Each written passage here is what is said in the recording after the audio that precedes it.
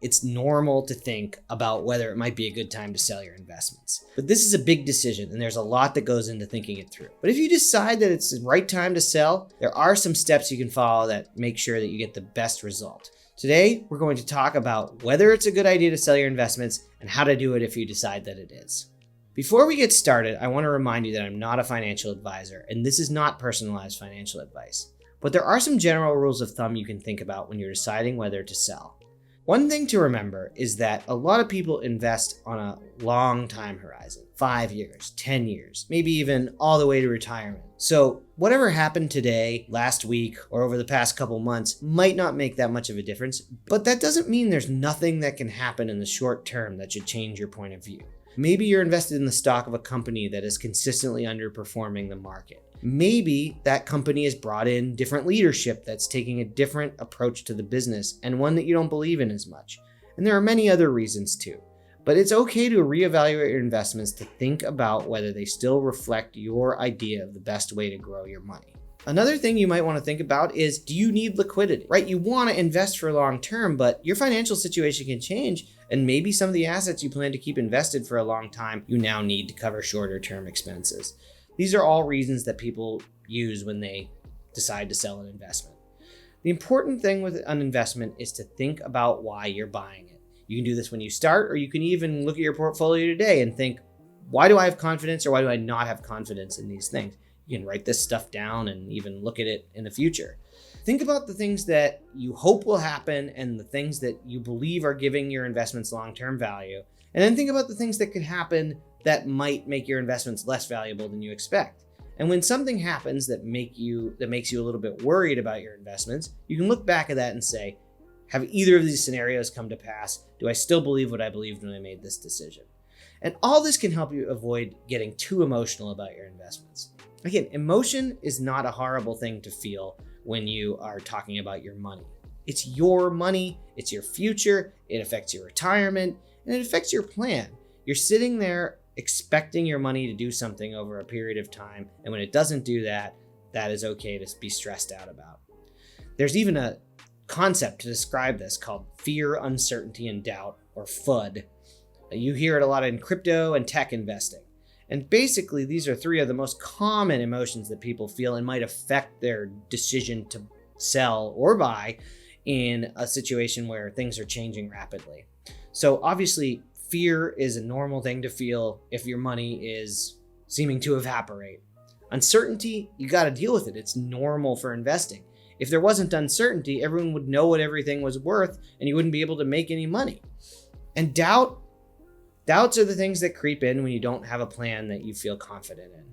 So in the long run, something that can help you is talking to a financial advisor who can look at your portfolio, look at your financial approach, and tell you if you might want to change something. And if you can't afford a financial advisor, you're not ready to go to one yet, you might consider something called a RoboAdvisor. These are offerings from brokerages and other firms that basically automate the stock selection process or the asset selection process for you in a way that's supposed to match your goals. And because they're RoboAdvisors, they're not subject to the same human emotions you might be feeling. We've talked about how investing is a long-term pursuit. And one of the reasons for that is because you want to give something that's low in value the chance to go up. So if you are selling something that you bought high for a lower price, you're doing the opposite of what you got into the market to do. Doesn't mean it's never a good idea, and there are certainly times when things that you've bought low have gone up enough that you're ready to sell. And it's important to remember that selling a stock or selling an investment is a serious decision. It's as important a decision as buying an investment. It changes the composition of your portfolio in a way that's hard to reverse. So when you're making that decision, you want to really make sure you've thought it through. And once you have thought it through, a lot of times you are going to arrive at the conclusion that selling is the right thing to do at this moment. So once you've made that decision, there are some steps you can follow. I'm going to take you through some of the basic terminology and some of the basic steps you need. Essentially, I'm going to talk about stocks because stocks are probably the asset class that most investors are going to be most familiar with. And one of the things to think about when you're selling stocks is timing, and the other thing is exact price. So the instructions you're going to give to the broker that it's actually going to sell the stock for you are exactly the price you want to hit and exactly when you want to do it. The level of precision you need here are going to determine how you need to describe this to the broker. If you're going through a broker to sell your stock, then you're going to need to fill out something called a trade ticket. A trade ticket is basically your instructions and authorization for the broker to sell that stock on your behalf. Essentially, what you're going to need to put in there is the stock ticker, how many shares you want to sell, the type of order, and the time in force. The time in force basically says how long your trade instructions are good for, when they need to be carried out by. Let's talk about price. When you're telling a broker what you want to sell something for, you're going to give them an order, and there are different types of orders. The first type of order we're going to talk about is a market order.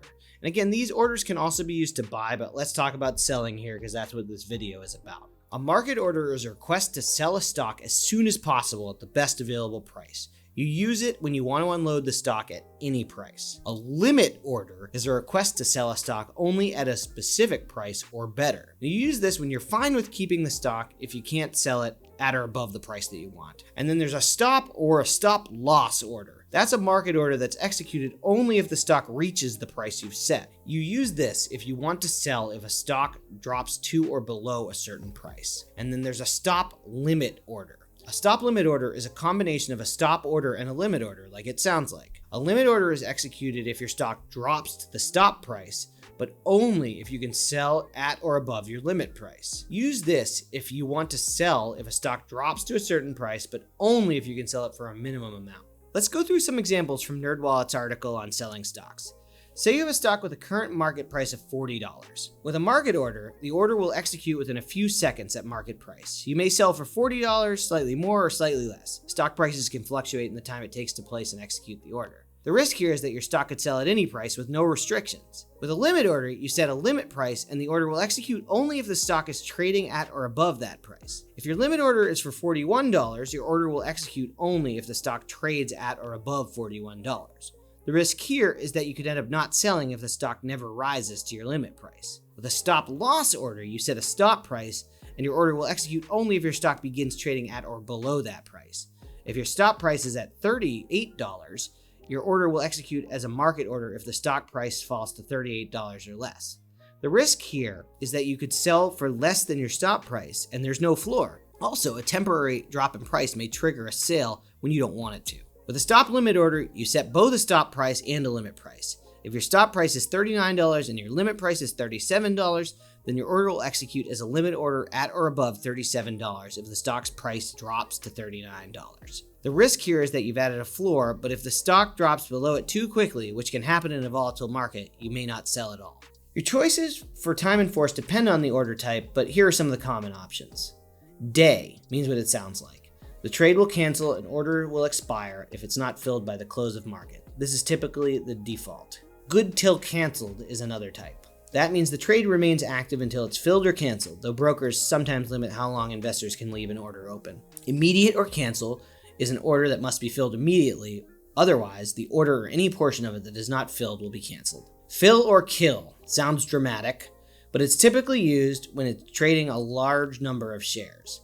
If the entire order isn't filled immediately, the trade will be canceled. On the open, fills at the market's opening price, and on the close, fills at the market's closing price.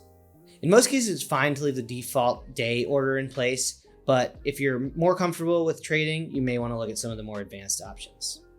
Okay, so we've talked a lot about selling today. Whether to sell, when not to sell, how to sell. Ultimately, it's a deeply personal decision that's going to depend on your own financial circumstances. But what you want to do is feel confident that you made a decision that you're going to feel good about later. If you go back to your philosophy, you make a good plan, and you keep that plan in place, you're always going to feel better than if you make a rash decision that's based on emotion.